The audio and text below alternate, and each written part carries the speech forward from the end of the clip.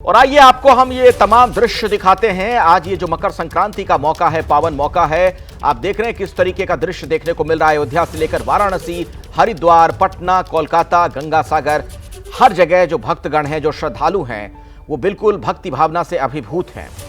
और ये जो धर्म नगरी है, वहां पर तो खास तौर पर आप देखिए किस तरीके का उत्साह देखने को मिला है।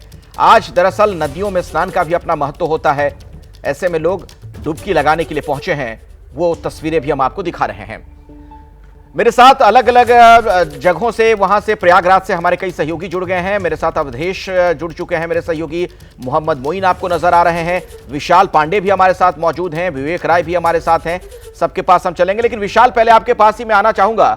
अभी आप वहां कहां पर मौजूद हैं, इस कुंभ में किस क्षेत्र में हैं आप और क्या कुछ देख पा रहे हैं?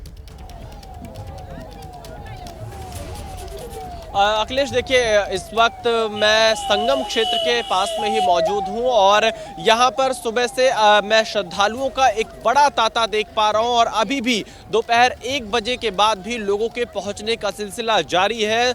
सुबह 4 बजे से ही लोगों ने स्नान की शुरुआत कर दी थी और शाही स्नान नागा साधुओं के स्नान के साथ शुरू हुआ था और तमाम अखाड़े अब एक के बाद एक कर यहां पर पहुंचे और उन्होंने स्नान किया है। अंतिम जो अखाड़ा होगा वो दोपहर 3:40 पर शाही स्नान करेगा और इसके साथ ही ये कहा जा सकता है कि पहला शाही स्नान काफी सफल रहा है, क्योंकि अभी तक जो आंकड़े सामने आए उसके मुताबिक लगभग 2 करोड़ श्रद्धालुओं ने डुबकी लगा ली है पहले शाही स्नान के मौके पर, मकर संक्रांति के मौके पर। और आप देखिए ये रास्ता सीधे संगम की ओर जाता है और लोग सीधे चले हुए संगम की तरफ बढ़े जा रहे हैं और स्नान करके वापस जा रहे हैं। और इसमें मैंने देखा है कि हर वर्ग के लोग, हर तबके के लोग यहाँ पर पहुंच रहे हैं और साधु संतों से जब हमने बातचीत की वो काफ़ी खुश नज़र आए, क्योंकि उनका शाही स्नान आज पहला था महाकुंभ में। और बड़ी संख्या में अखिलेश यहाँ पर विदेशी भी हमें मिले जो कि महाकुंभ में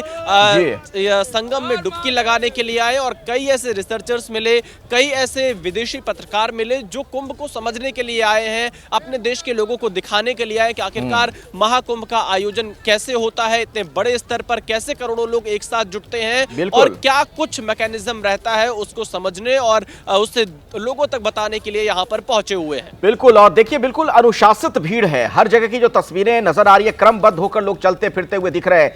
अवधेश भी वहीं पर मौजूद है, मेरे सहयोगी। अवधेश, आपकी तो व्यक्तिगत तौर पर भी धर्म में, अध्यात्म में रुचि है। अब तक के जो आयोजन होते रहे कुंभ के और अब ये आयोजन, कितना बड़ा अंतर आप देख रहे हैं? क्या खास इस बार आपको दिखा है?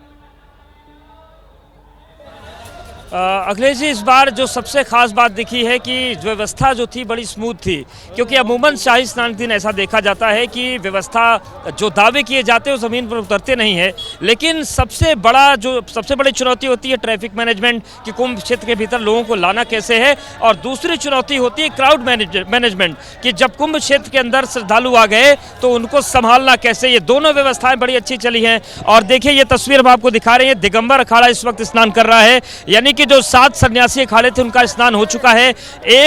जो 3 वैरागी अखाड़े हैं उनमें से जो निर्मोही अखाड़ा है उसका स्नान हो चुका है और दिगंबर अखाड़े के जो संत हैं वो स्नान के लिए जा रहे हैं। व्यवस्थाओं की बात करें तो व्यवस्थाओं में पुलिस की तैनाती है और सबसे महत्वपूर्ण ये होता है कि अखाड़ों की जो टाइमिंग डिसाइड की गई है, अगर 40 मिनट दिया गया है तो 40 मिनट में स्नान हो जाना चाहिए। 2 बार ऐसी स्थिति आई है जब स्नान ठीक वक्त से ज़्यादा लगा।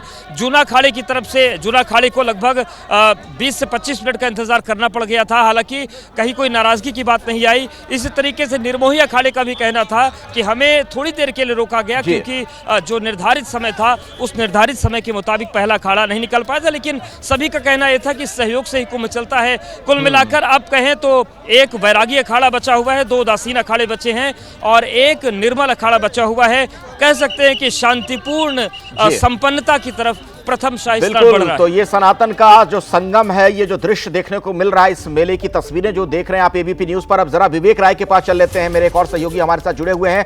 विवेक, आप वहां से क्या दिखाएंगे, क्या कुछ आपको नजर आ रहा है, जरा दर्शकों तक पहुंचाइए।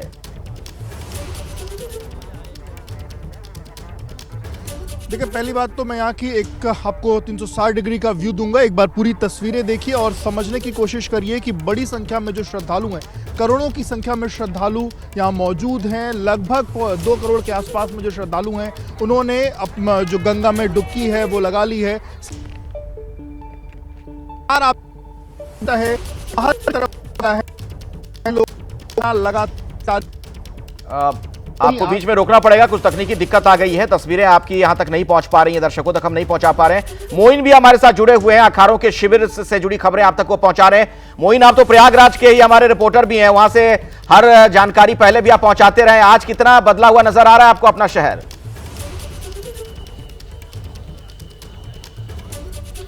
देखिए, आप पूछ रहे हैं कि कितना बदला हुआ नजर आ रहा है प्रयागराज। अगर इसे शब्दों में कहा जाए तो कहा जा सकता है कि अद्भुत, अतुलनीय, अविश्वसनीय।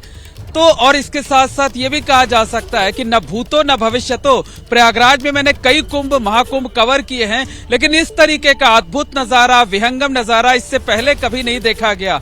इतनी भीड़ तो हमें मौनी अमावस्या का जो पर्व होता है, सबसे बड़ा पर्व, उस पर देखने को मिलता था। अब तक का जो आंकड़ा सामने आया है उसके मुताबिक दोपहर 1 बजे तक 2.25 करोड़ से ज्यादा लोगों ने गंगा, यमुना और अदृश्य सरस्वती की त्रिवेणी में आस्था की डुबकी लगा ली है। और उम्मीद ये जताई जा रही है कि शाम तक ये आंकड़ा 3 करोड़ की संख्या को पार कर जाएगा। कल हमने तस्वीरें दिखाई थी कि पौष पूर्णिमा पर यूपी की योगी सरकार की तरफ से जो श्रद्धालु हैं उन पर पुष्प वर्षा हेलीकॉप्टर से कराई गई थी, और आज भी पुष्प वर्षा शुरू हो चुकी है। हेलीकॉप्टर एक राउंड आ चुका है, एक राउंड पुष्प वर्षा उसने कर दी है। अभी दूसरा और तीसरा राउंड बाकी है, तो अगले कुछ मिनटों में फिर से फूल लाद कर हेलीकॉप्टर आएगा और सेकंड राउंड और थर्ड राउंड पे फिर से जो है वो हेलीकॉप्टर के जरिए जो चलिए, तो वो तस्वीरें भी मोइन आगे आप दर्शकों को दिखाइएगा।